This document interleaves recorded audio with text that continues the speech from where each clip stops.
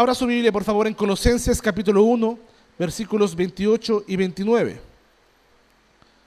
Colosenses capítulo 1, versículos 28 y 29. Dice así la palabra de Dios. A quien, leamos el 27 para tener el contexto. Dice, a quienes Dios quiso dar a conocer las riquezas de la gloria de este misterio entre los gentiles. ¿Qué cosa? Que es Cristo en vosotros la esperanza de gloria. A quien anunciamos, amonestando a todo hombre y enseñando a todo hombre en toda sabiduría, a fin de presentar perfecto en Cristo a Cristo Jesús, a todo hombre, para lo cual también trabajo, luchando según la potencia de Él, la cual actúa poderosamente en mí. Amén. La palabra, el sermón tiene por título llamado a una proclamación cristocéntrica. El apóstol Pablo en este versículo resume el corazón de su ministerio. ¿Por qué es lo que hace él? ¿A qué fue llamado? ¿Qué cosa? Proclamar a Cristo como el centro de toda esperanza y enseñanza. Y este llamado no solamente marcó su vida, sino que también establece un modelo para que todas las iglesias de todos los tiempos tengan un centro. Hoy la iglesia contemporánea, la iglesia actual del siglo XXI está enfrentando retos similares a los que enfrentó la iglesia de Colosas. ¿Por qué? Porque la cultura moderna actualmente está promoviendo la idea de que no existe una verdad absoluta. A eso se le llama postmodernismo, ¿verdad? Las personas dicen, yo tengo mi verdad y tú tienes tu propia verdad. No existe la verdad, cada uno tiene su propia verdad, dice el postmodernismo. Por lo tanto, que Cristo venga y diga, un momento, yo soy el camino, la verdad y la vida. O que Cristo venga y diga, santifícalos en tu verdad, tu palabra es verdad. Suena arrogante al tiempo actual. Decir que un cristiano levante la voz y diga, Cristo es la verdad, la palabra es la verdad, es arrogancia ante este mundo, ¿verdad? Por lo tanto, hoy día, hermanos amados, tenemos un gran reto, al igual que lo tuvo la iglesia de Colosas. Pablo, de hecho, hermanos amados, declara respecto de Cristo como aquel a quien anunciamos. Y este es un mensaje claro y enfático. Cristo es el centro de todas las cosas. Cristo es el centro del ministerio y la esperanza del mundo. Por lo tanto, la iglesia no está llamada a proclamar programas, ideologías, entretenimiento o soluciones temporales. La iglesia tiene la misión de proclamar a Cristo y solamente a Cristo, su persona y su obra. Lamentablemente muchas iglesias hoy en día sustituyen la centralidad de Cristo por mensajes centrados en el bienestar personal, el entretenimiento o filosofías humanas, ¿verdad? Hoy día se predica muy poco respecto de Cristo desde los púlpitos, muy poco. Por lo tanto, de modo que en este sermón vamos a explorar varias cosas. Primeramente, ¿cuál es el contenido del mensaje? El cual es Cristo. El contenido del mensaje cristiano. ¿Cómo debe llevarse a cabo esa proclamación?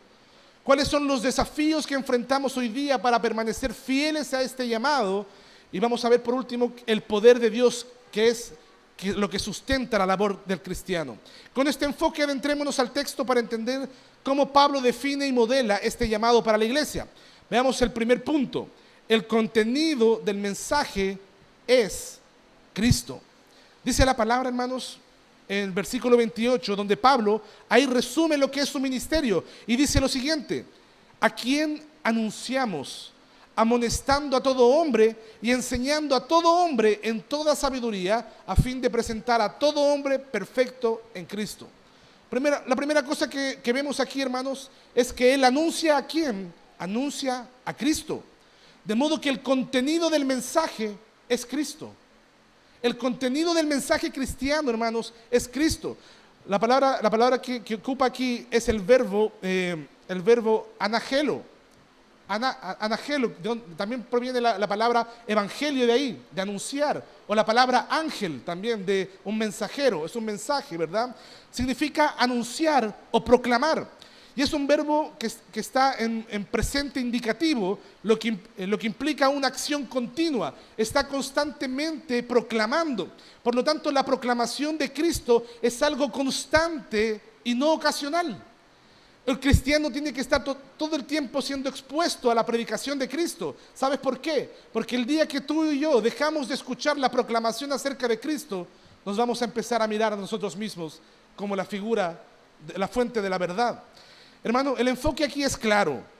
El contenido de la predicación, el contenido de la proclamación debe ser exclusivamente sobre Cristo, su vida, su muerte, su resurrección. Por eso el libro de Hechos en el capítulo 4, versículo 12 dice lo siguiente: y en ningún otro hay salvación, porque no hay otro nombre bajo el cielo dado a los hombres en el cual podamos ser salvos. Y esto es importante, hermanos, porque el mensaje de salvación es solo a través de Cristo. Es solo a través de Cristo. Por lo tanto, anunciar a Cristo implica declarar quién es Él, cuál es su obra. Y esto incluye la enseñanza sobre quién es. Él es Dios. ¿Tú sabías eso? Cristo es Dios, pero también es hombre, ¿verdad? Cristo nació de la Virgen María. Él padeció, ¿verdad? Él padeció bajo el poder de Poncio Pilato. Fue crucificado, muerto y sepultado. Descendió a los Hades y al tercer día resucitó de entre los muertos, ascendió al cielo y está sentado a la diestra de Dios Padre Todopoderoso. Ese es Cristo. Ese es el mensaje de Cristo que tiene que calzar en nuestros corazones, tiene que infundir en nuestros corazones un amor por conocer quién es Él. Por lo tanto, hermanos, esto es el Evangelio. Y la predicación del Evangelio debe ser clara y debe ser centrada en Cristo. Y este mensaje no es una invitación, el mensaje cristiano no es una invitación a ser buena persona. El mensaje cristiano no es una invitación a vivir de acuerdo a ciertas normas. El mensaje cristiano, hermanos amados, no es moralidad. El mensaje cristiano tampoco es una vida mejor aquí y ahora, la prosperidad, ¿verdad? Hermanos, el mensaje cristiano no es una vida mejor. El mensaje cristiano es reconocer a Cristo como el Señor, Salvador, el centro de nuestras vidas, el centro de todo lo que somos y hacemos. Ese es el mensaje cristiano, seguirlo a Él, disfrutar de su gracia. En ese sentido, hermano, quiero hablar acerca de algunos ejemplos de falsos movimientos cristianos. Porque es importante, y digo cristianos entre comillas, porque es importante reconocer que existen movimientos y enseñanzas que se hacen pasar por cristianas, pero en realidad han desviado completamente la centralidad de Cristo, haciendo que el mensaje ya no sea fiel al Evangelio o al Evangelio bíblico. Veamos algunos ejemplos. El más claro que vemos hoy en día y que se da en una gran cantidad de iglesias es el movimiento de la prosperidad, ¿verdad? Ese movimiento se enfoca en la prosperidad material como una señal de la bendición de Dios. Si tú tienes dinero es porque eres bendecido por Dios. No puedes estar pobre, ¿verdad? No puedes pasar un mal momento, no puedes enfermarte, porque todas esas cosas son malas para ellos, ¿verdad? Lo que es completamente irreal, hermanos. ¿Por qué? Porque ellos enseñan que la voluntad de Dios es que los creyentes sean ricos y exitosos en todos los aspectos materiales de la vida. Sin embargo, el enfoque de ellos no está en Cristo, sino en las bendiciones materiales. Todo es dinero, todo es plata, ¿verdad? El púlpito se ocupa para hablar más de dinero que de Cristo. Por lo tanto, hermanos, el enfoque de ellos es el bien material y no la persona de Cristo como el centro de la esperanza del hombre. Y el mensaje de Cristo y su sacrificio por nuestros pecados ha sido desplazado por un evangelio marquetero, ¿verdad? Que promete riqueza temporal, mercantilista, y no garantiza la transformación interna y la salvación. Pero el Señor es claro y categórico cuando en el Sermón del Monte, en Mateo capítulo 6, versículo 33, nos dice: mas buscad primeramente el reino de Dios y su justicia, y todas las cosas serán añadidas. El Señor no dice que busques añadiduras. El Señor dice que busques el reino de Dios, y las añadiduras vendrán como consecuencia. La bendición va a venir, pero no porque las andas buscando, sino porque buscas el reino de Dios. ¿Qué te hace falta en este mundo? ¿Cuáles son las cosas por las que luchas desesperadamente? ¿Tener un título universitario? ¿Comprarte la casa de tus sueños? ¿Irte de vacaciones a Europa? ¿Qué son las cosas por las que luchas? ¿Sabes qué? El Señor te promete y te dice lo siguiente: busca primeramente el reino de Dios y su justicia. Busca a Cristo, busca el reino de Cristo, y lo demás déjaselo al Señor, que Él sabrá darte todo lo que tú necesitas. Cristo, hermanos, nos enseña que nuestra prioridad debe ser su reino y no las bendiciones materiales. Hay otro movimiento actual que es el movimiento de la nueva era, o el New Age, ¿verdad? Y aunque, que es más bien sincretista, porque aunque algunos elementos de este movimiento se presentan como espirituales, cristianos, la centralidad de Cristo se reemplaza por enseñanzas que promueven la autocompletación, el autodescubrimiento, el poder de la palabra, ¿verdad? El yo declaro, el yo decreto, el yo establezco. Y el cristianismo, hermanos, se termina diluyendo y se sustituye a Cristo por una variedad de dioses o energías, ¿verdad? Oh, yo le doy gracias a la vida. Me imagino a la vida mirándolo. Oh, qué bueno, ¿no? La vida no es una persona, hermanos. No tienes que darle gracias al universo porque no es una persona. A quien tienes que darle gracias es al que creó todas las cosas, a Dios. Hermanos amados, este movimiento niega a Cristo como el único y exclusivo Salvador del hombre. Te dice ya Cristo es parte, pero hay otros caminos. Siempre saco a la palestra el último diálogo interreligioso que tuvo el Papa con budistas, hinduistas y otras religiones, y él terminó diciendo algo como: bueno, todos nosotros, todas las religiones son un camino para llegar a Dios. Terminó diciendo esa estupidez. Bueno, ese es el movimiento de la nueva era, pero Cristo dijo: yo soy el camino, yo soy la verdad, yo soy la vida, ¿verdad? Por lo tanto, hermanos, Cristo afirma ser el único camino a la salvación, algo que no es compatible con las ideas del movimiento de la nueva era, para que lo tenga claro. Otro movimiento que ha errado es el universalismo, que enseña que todos los seres humanos, independientemente de sus creencias, se van a salvar al final. No, si todos se van a salvar al final. Pero este movimiento también desvía la proclamación de Cristo al eliminar la necesidad de arrepentimiento. Porque Cristo predicó, ¿verdad? Yo soy el camino, la verdad y la vida. Pero también dijo que Dios amó tanto al mundo que envió a su Hijo para que todo aquel que en Él cree no se pierda. O sea, ¿quiénes no se pierden? Los que creen en Cristo, los que confiesan sus pecados al Señor y creen en Él. Mire lo que dice Hechos capítulo 4, versículo 12, dice: y en ningún otro hay salvación. No hay salvación en nadie más. La centralidad de Cristo, hermanos amados, es importante. El mensaje del Evangelio es claro. La salvación es solo y únicamente a través de Cristo y no de cualquier otro camino. ¿Qué camino estás buscando la salvación? ¿A dónde estás buscando la salvación? ¿En tu dinero? ¿En quién confías? ¿En la cuenta corriente? ¿En el ascenso en el trabajo? ¿En qué estás confiando? ¿En la carrera que quieres estudiar? ¿A dónde estás poniendo tu fe, tu salvación, hermanos? Debemos evitar, hermanos, estos movimientos porque se desvían del propósito del Evangelio. Y en la última parte del versículo 28 nos dice: a fin de presentar a todo hombre perfecto en Cristo. ¿Verdad? Eso es lo que dice el versículo 28. A fin de presentar perfecto en Cristo a todo hombre. Por lo tanto, el fin último de proclamar a Cristo es presentar a todo hombre perfecto en Él. Y la palabra perfecto lo que significa es madurez y crecimiento espiritual. Por lo tanto, la proclamación no tiene como fin solamente la conversión, sino también la transformación del creyente hasta que sean conformados a la imagen de Cristo, como dice Efesios capítulo 4, versículo 13, hasta que todos lleguemos a la unidad de la fe y al conocimiento del Hijo de Dios, a un varón perfecto, maduro, ¿verdad? A la medida de la estatura de la plenitud de Cristo. Yo te pregunto algo, hermano, o quiero desafiarte algo. La madurez en Cristo es el objetivo final del Evangelio.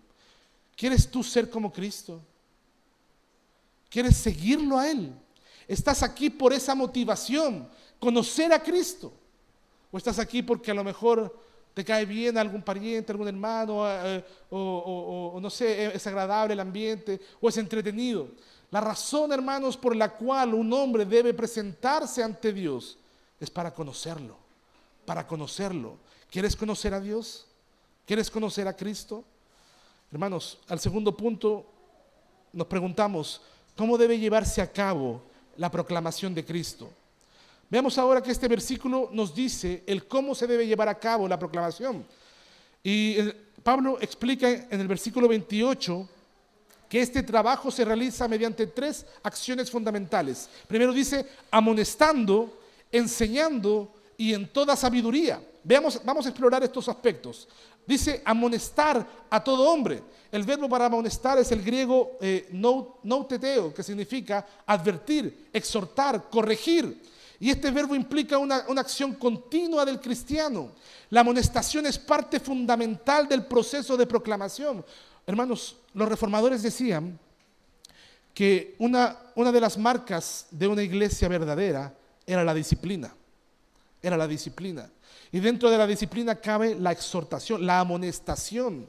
Y la amonestación es parte fundamental, pues no se trata solamente de predicar, sino también de confrontar el pecado y exhortar al arrepentimiento.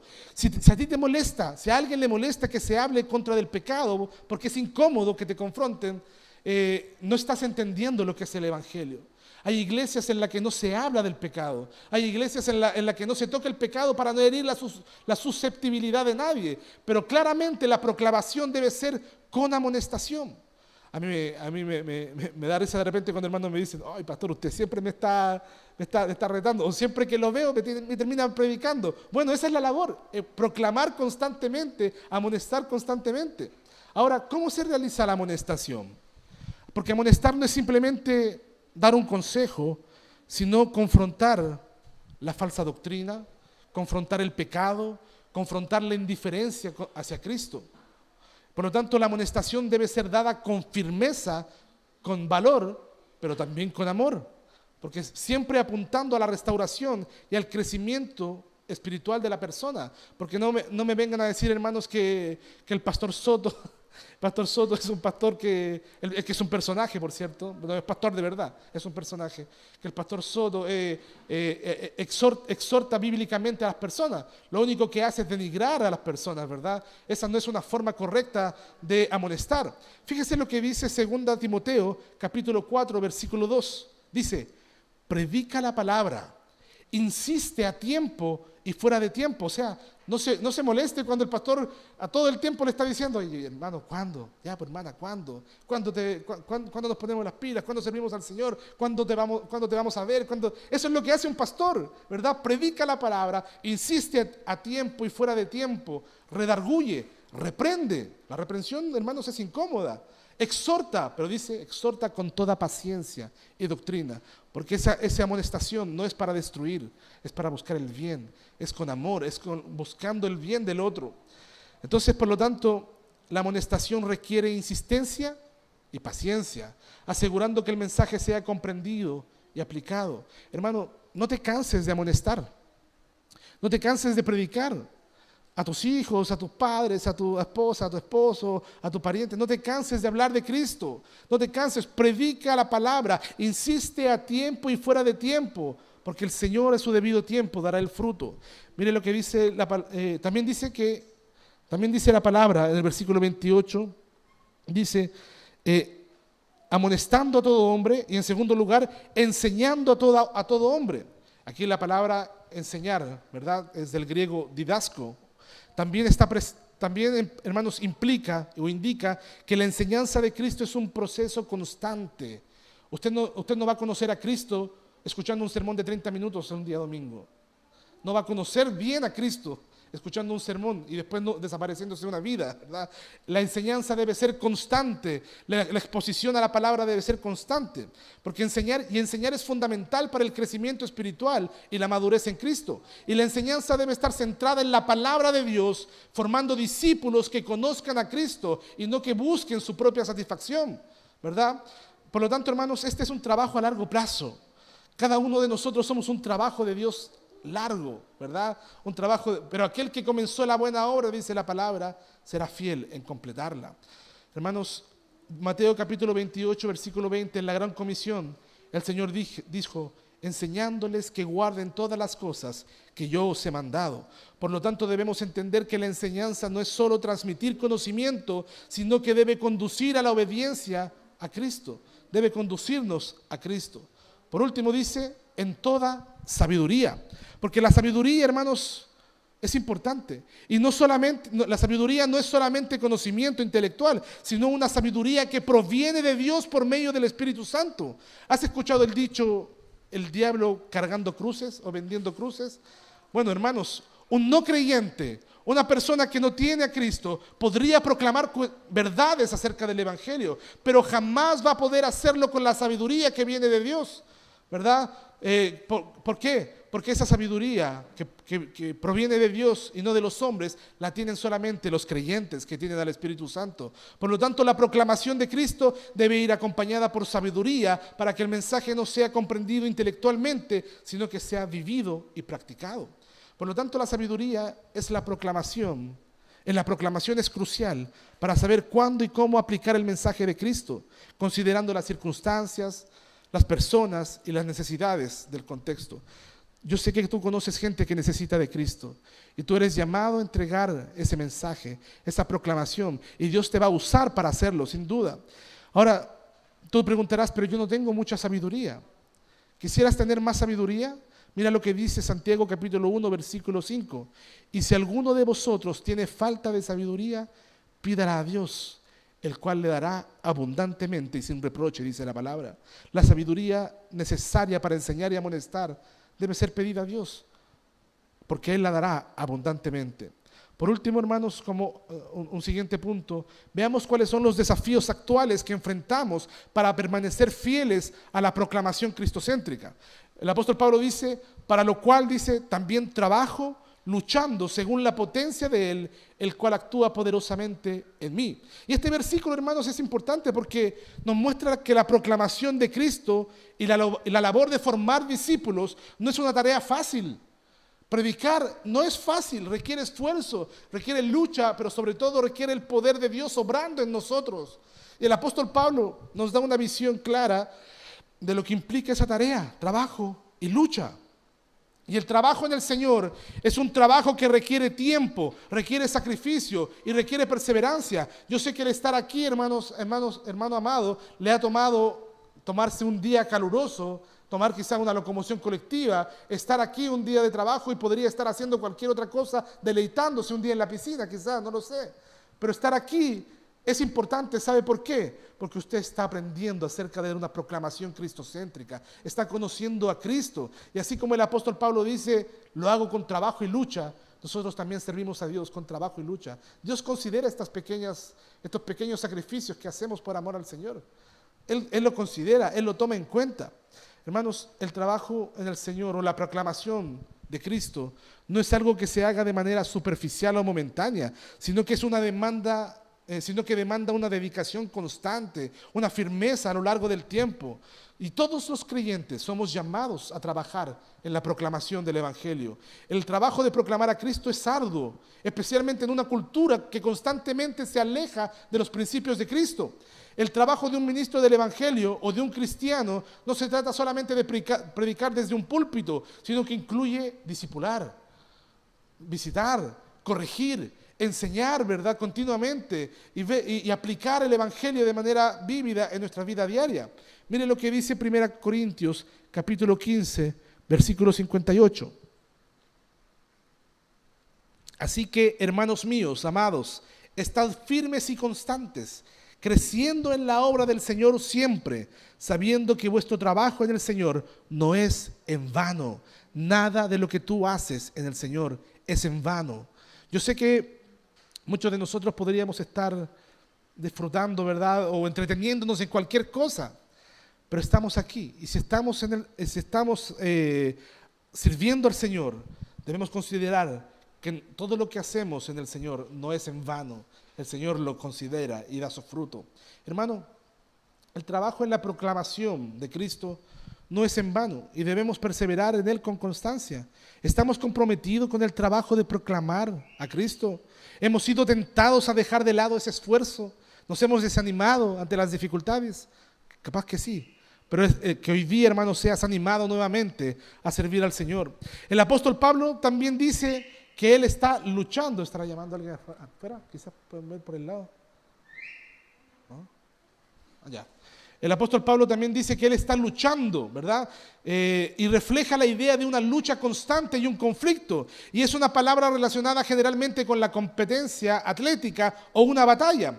A los que nos gusta ver deporte, vemos ahí la lucha en el fútbol, por ejemplo, entre dos equipos, ¿verdad?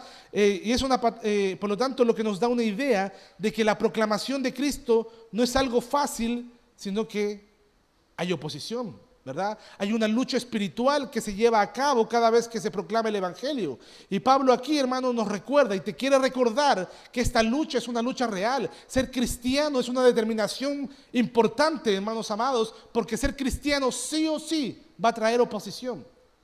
El Señor dijo, no he venido a traer paz, sino espada. Hermanos, ¿por qué? Porque ser cristiano muchas veces traerá oposición, inclusive en tu propia familia. Ser cristiano muchas veces traerá dificultades en tu trabajo, quizás traerá dificultades en tu ambiente familiar. Hermanos, por lo tanto, ser cristiano es una decisión importante, es una decisión fundamental. Pero Pablo te recuerda, hermanos amados, te recuerda que esta lucha es una lucha real y que enfrentarás resistencia, ya sea por parte del mundo, por la cultura, por las falsas enseñanzas o inclusive dentro de tu propia familia. Por lo tanto, la proclamación de Cristo enfrenta oposición interna, como el rechazo, el miedo al rechazo, y también oposición externa, las filosofías falsas.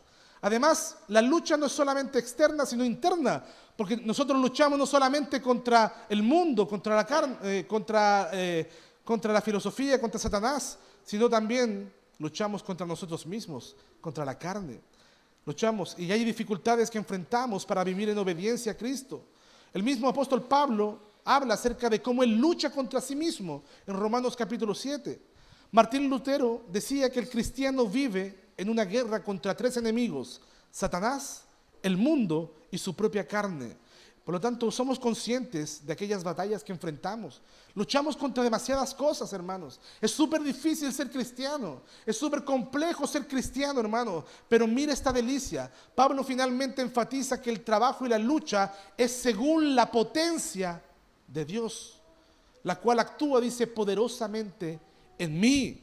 Hermanos amados, aunque el trabajo y la lucha son necesarios, el poder para realizar la tarea, el poder para servir a Cristo viene de Dios mismo, no viene de ti.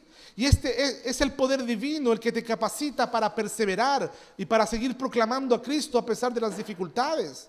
Hermanos, el poder de Dios es fundamental para la tarea de proclamarlo. Sin Él, nuestro mejor esfuerzo es inútil. No puedes ser cristiano sin el poder de Dios, pero con Él podemos ser firmes y efectivos en nuestra misión. Y este poder no es solamente para conseguir resultados visibles, sino para mantenernos fieles en medio de la dificultad. Yo me gozo en el Señor cuando veo hermanos que han sufrido, que han padecido, que han tenido oposiciones, pero siguen firmes en sus convicciones al Señor. Gloria a Dios, ¿sabes por qué? Porque eso no fue en tus fuerzas, fue según la potencia que viene de Dios, según el poder que viene de Dios, que te ha hecho perseverar, permanecer. Por lo tanto, hermanos, servir a Cristo y proclamarlo no depende de tu habilidad, sino del poder de Dios. Inclusive es en nuestra debilidad donde Dios se manifiesta con mayor claridad. Eso es lo que dice 2 Corintios 12:9. Dice, pero Él me dijo, bástate mi gracia, porque mi poder se perfecciona en la debilidad. Aún en esas cosas que tú piensas que son debilidades para ti, el Señor las usa. Ahí es donde el Señor se glorifica. ¿Sabes por qué? Porque el Señor quiere que tú le des la gloria a Él. Eso es lo que dice, miren lo que dice Hechos capítulo 1, versículo 8. Pero recibiréis poder cuando haya venido sobre vosotros el Espíritu Santo y me seréis testigos. Por lo tanto, el poder para ser testigo de Cristo y proclamar su evangelio proviene de Dios y no de ti. No es cuán elocuente eres, no cuán inteligente eres, no cuánta filosofía has estudiado. El poder viene de Dios.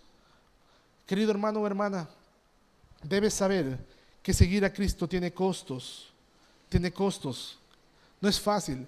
El Señor dice, el que quiera venir en pos de mí, tome su cruz y sígame. Implica renuncia. Esa es la verdad y no la puedo minimizar. No te puedo prometer, hermanos amados, si alguien te ha prometido pura dicha, si alguien te ha prometido alegría y prosperidad sirviendo a Cristo, déjame decirte que te han engañado. Porque al servir y seguir a Cristo, muchas veces seremos objetos de desprecio. Y sin duda tendremos que luchar para mantenernos firmes. Pero el Señor te consuela. El Señor te da promesas, hermanos, como las que nos da en Lucas capítulo 12, versículo 32, cuando nos dice: no temáis, manada pequeña. No temáis, manada pequeña. No importa la adversidad. No importa las luchas en este mundo. No temáis, manada pequeña, porque el Padre le ha placido daros el reino, dice el Señor. A Dios le ha placido entregarte a ti los misterios más profundos de la vida y el reino. ¿Estás dependiendo del poder de Dios? ¿Estás recordando a diario que aunque luchas, es el poder divino el que te sustenta? Es Dios, hermano, quien te ha tenido hasta el día de hoy en pie. Por lo tanto, el día de hoy, el apóstol Pablo nos muestra el corazón del ministerio cristiano. ¿Cuál es? Que Cristo es el centro de todo. No eres tú, no es el hombre, no es tu autorrealización, no es la búsqueda de los bienes materiales. La verdadera centralidad del Evangelio es Cristo. ¿Quieres conocer a Cristo? Esa es la verdad. Eso es lo mejor que podemos conocer. En otras palabras, la centralidad del Evangelio o la proclamación es la preeminencia de Cristo. Cristo es sobre nosotros. Él es el nombre de esta serie, por cierto, la preeminencia de Cristo. Pero hermanos, este llamado no es solamente para los líderes, sino para todos los creyentes, porque hoy día enfrentamos tantos desafíos como el relativismo, las distracciones internas, la presión cultural que buscan desviar nuestras atenciones de Cristo. Por lo tanto, te invito a volver a tener una vida cristocéntrica, donde Cristo sea el centro de todo lo que hagas. ¿Sabes por qué? Quizá a lo mejor nuestros cultos no son tan entretenidos como otros, porque queremos predicar a Cristo como centro de la iglesia.